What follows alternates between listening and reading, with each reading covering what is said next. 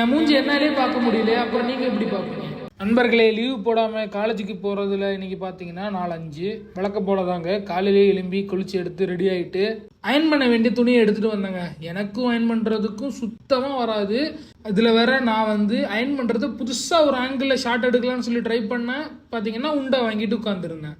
ஒரு பக்கம் பிரச்சனையை முடித்து விட்டு இந்த பக்கம் வந்தால் இங்கே ஒரு பிரச்சனை. இப்போ தான் நம்ம பேச்சுலர் யாருன்னு காட்ட போகிறோம். கதையே இல்லாத சன்ஸ்கிரீனை கதற தெரிக்க விட போகிறோம். நீண்ட மணி நேரம் போராட்டத்துக்கு அப்புறம் இதோ உங்களுக்காக வந்தது. வரைக்கும் லாபம்னு சொல்லிட்டு எட்ரா வண்டின்னு சொல்லிட்டு காலேஜ் கிளம்பிட்டேங்க. இன்னைக்கு எங்கள் காலேஜில் வீடியோ எடுக்கிற மாதிரி எதுவும் பெருசாக இல்லைங்க. அதுதான் இன்னைக்கு எங்கள் காலேஜோட இன்னொரு பக்கத்தை காட்டு தரேன். எங்கள் காலேஜில் இதாங்க அழகான ஒரு ஏரியா. முடிச்சுட்டு வீட்டுக்கு வந்துட்டேங்க. வீட்டுக்கு வந்து கொஞ்சம் நேரம் ஒர்க்கு அல்ல பல மணி நேரம் ஒர்க்குக்கு அப்புறம் இது வரைக்கும் எல்லாம் கரெக்டாக தான் போயிட்டு இருந்துச்சு அப்படின்னு நானும் நினச்சிட்டு இருந்தேன். சரி, எவ்வளோ நேரம் தான் வீட்டில் இருக்கிறது, போயிட்டு ஒரு மனம் இல்லாத ஒரு காஃபி ஒன்று போட்டுடலாம்னு சொல்லி கடைக்கு போயிருந்தாங்க. இப்பவும் எல்லாமே கரெக்டாக இருந்த மாதிரி தான் இருந்துச்சு.